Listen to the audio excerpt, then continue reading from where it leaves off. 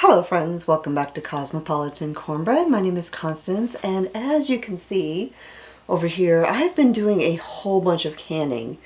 And I'm going to share about some of the canning that I've been doing in this video, but I'm going to save the other for another video. So in this video, I'm going to be sharing cranberry sauce. Now, I had intended to share this recipe well before Thanksgiving, but sometimes life gets really busy, and I just didn't get around to doing it. However, this video is going to be going up shortly before Thanksgiving, and while the recipe has been available on my website for several years now, I am sharing about canning it because it makes all of the cranberries that'll be going on sale right after Thanksgiving a really great deal, because you could stock up on the cranberries for a low price, make yourself a bunch of cranberry sauce, and be able to use it all year long and for your next Thanksgiving meal and save some money in the process. Now, I like to use cranberry sauce, of course, for serving with turkey, but I also have other things that I make out of it, such as glazes for meats. I have a cranberry barbecue sauce that I make out of leftover cranberry sauce.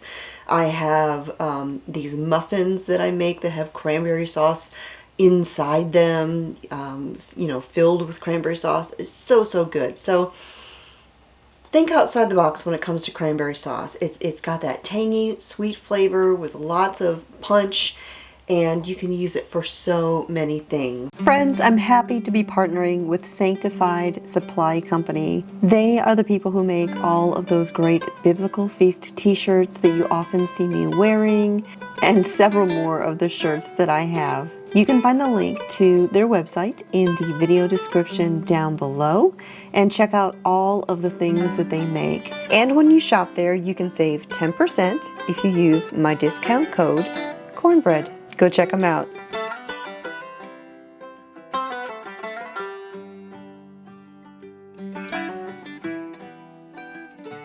I am going to be making a great big batch of cranberry sauce and canning that up. And then after I do that, I've got some orange juice. I had sent my husband to the store to get orange juice to make this, and realized I had him buy way too much orange juice. We are never going to drink it all anytime soon. And of course, I don't want it to go to waste, so I'm going to can that up too.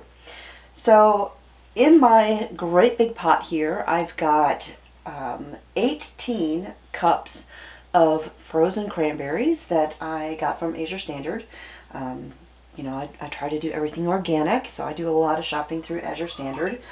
And to my 18 cups of cranberries, I'm adding 7.5 cups of orange juice. And that is going to basically be my cooking liquid for all of these cranberries.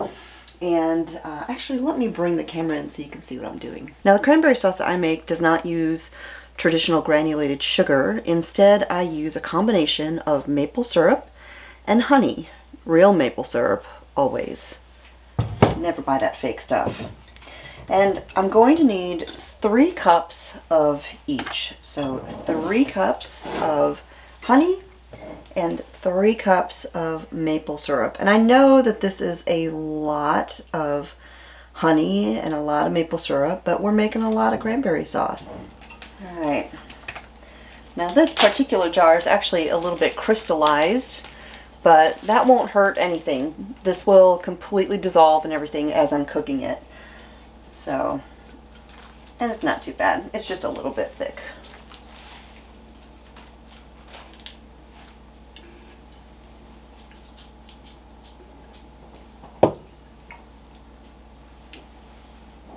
Okay.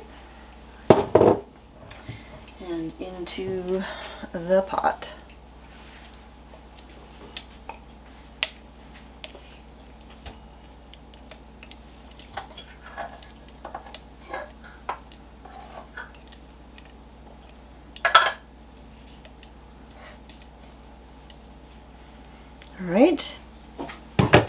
All right, and 3 cups of maple syrup.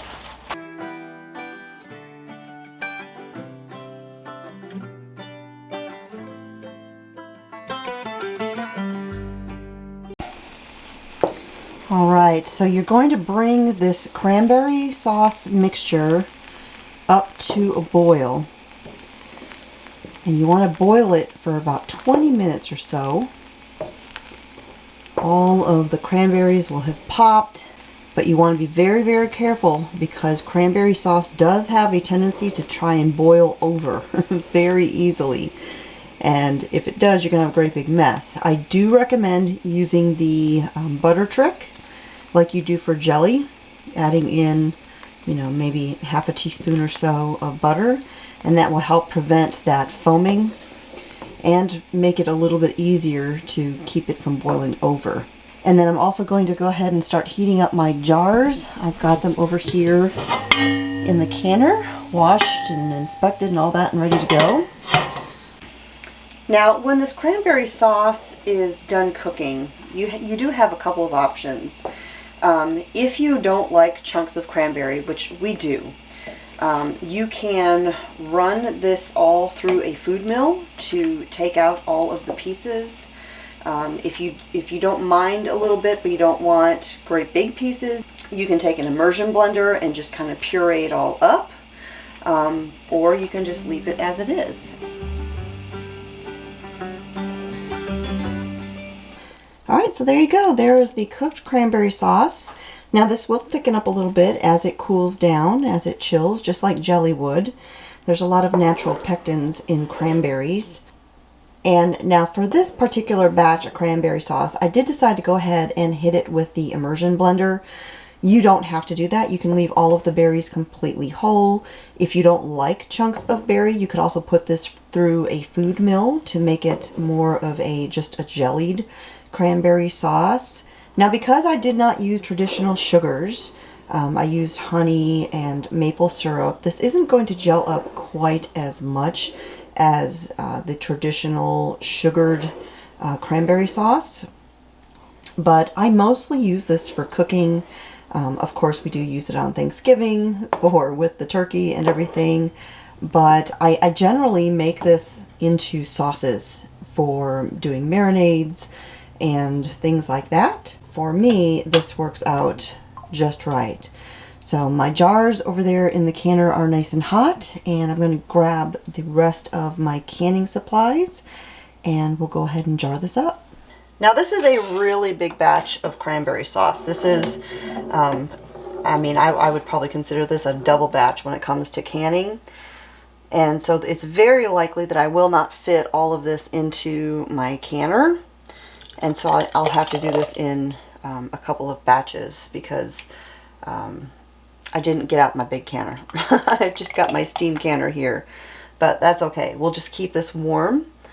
And as soon as the one batch comes out, we'll just load up the next one.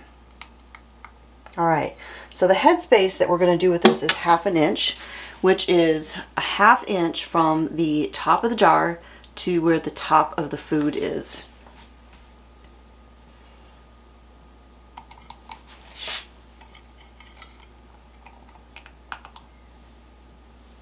Okay.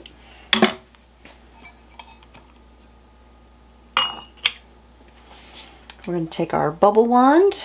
We're going to give it a little swishy swish to remove any bubbles, which isn't that big of a deal when you have something that's primarily liquid. Not a lot of bubbles are going to get caught in there, but we'll give that a little stir. We're going to grab our damp cloth.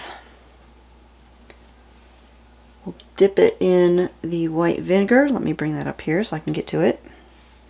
And we're just going to wipe the rim of the jar to make sure that there's no jelly or cranberry sauce, which I don't know if you can see that, but there was some slight little traces right there.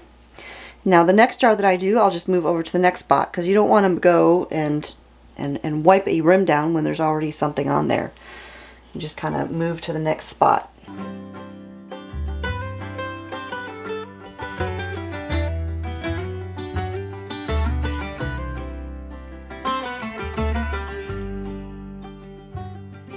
Now I mentioned that I preheat my lids. That is an old method. It doesn't necessarily have to be done. You know, some of the canning lid companies say you don't have to do that anymore, but it doesn't hurt anything. And the way I see it is I'm just giving the jar lid a head start with the adhesive softening up. And taking that step really doesn't, you know, take a lot of time. So whether you want to do that or not, it's totally up to you. But of course, read the packaging from your jar lids and see what it has to say.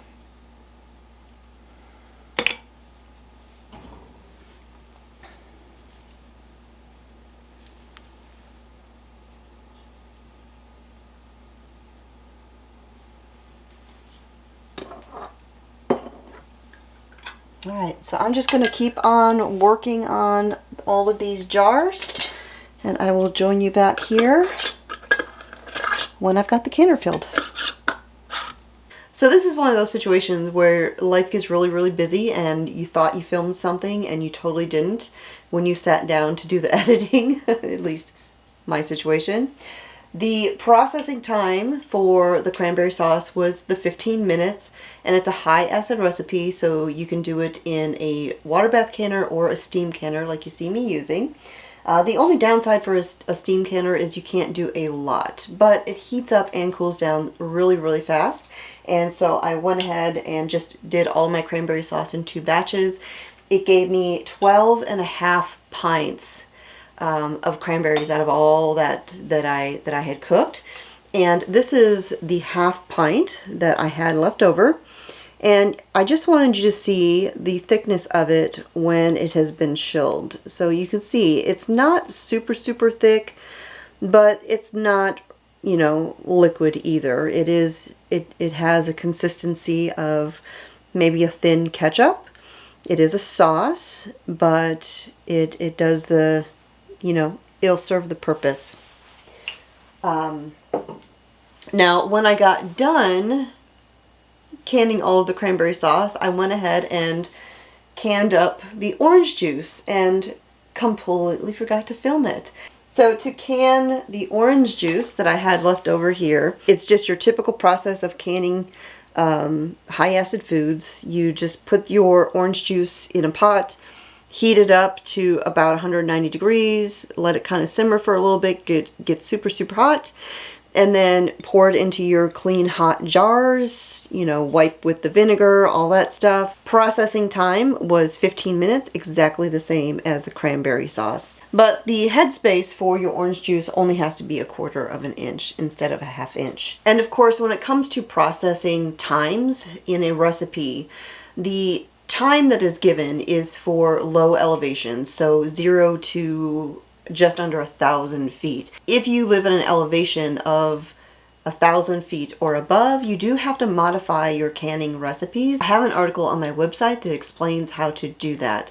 So you always want to make sure that you know your elevation where you live, and make sure you adjust all of your canning recipes to be appropriate and safe for your elevation. So right now I am actually getting ready to test all of the seals on everything that I've been canning here. And then I will wash up all of my jars with some warm soapy water with a splash of vinegar, label them up, and stick them in the pantry.